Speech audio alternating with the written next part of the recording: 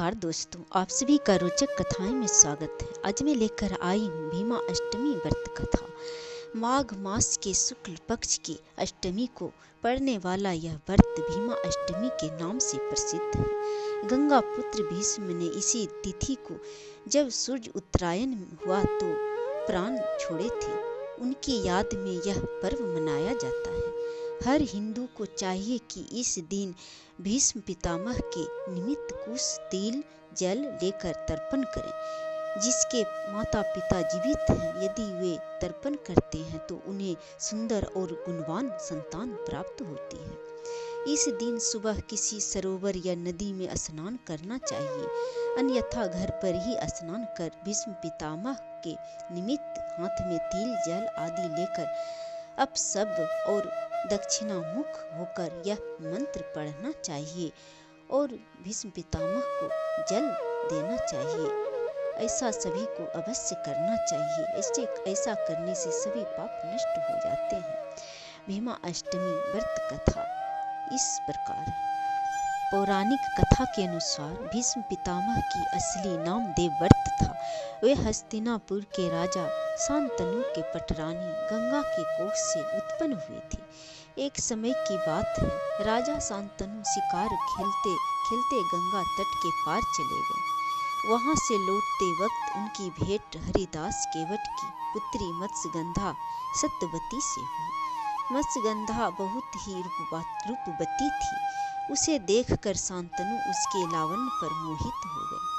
राजा शांतनु हरिदास के पास जाकर उसका हाथ मांगते हैं, परंतु वह राजा के प्रस्ताव को ठुकरा देते हैं और कहता है कि महाराज, आपका ज्येष्ठ पुत्र देवव्रत है, जो आपके राज्य का उत्तराधिकारी है। यदि आप मेरी कन्या के पुत्र को राज्य का उत्तराधिकारी बनाने की घोषणा करें तो मैं मत्स्यगंधा का हाथ आपके हाथ में देने को तैयार हूँ।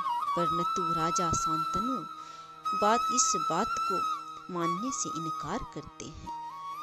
ऐसे ही कुछ समय बीत जाता है, लेकिन वे मत्स्यगंधा को भुला नहीं पाता है। दिन रात उसकी याद में व्याकुल रहने लगे।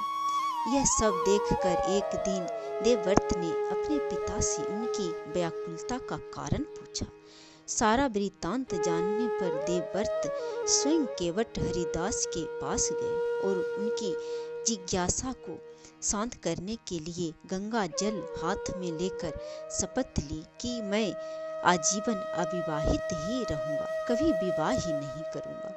देवव्रत की इसी कठिन प्रतिज्ञा के कारण उनका नाम भीष्म पितामह पड़ा।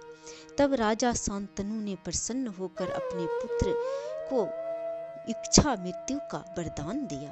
महाभारत के युद्ध की समाप्ति पर जब सूर्यदेव दक्षिणायन से उत्तरायण हुए, तब भीष्म पितामह ने अपने शरीर का त्याग किया।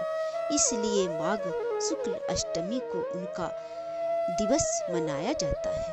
माना जाता है कि इस दिन भीष्म पितामह की स्मृति के निमित्त जो श्रद्धा पूर्वक श्राद्ध कुश तिल जल के साथ श्राद्ध तर्पण करता है, उसे संतान तथा मोक्ष की प्राप्ति अवश्य होती है और सभी पाप नष्ट हो जाते हैं। हाथ में तिल जल आदि लेकर अपशब्द और दक्षिणामुख होकर यह मंत्र पढ़ना चाहिए।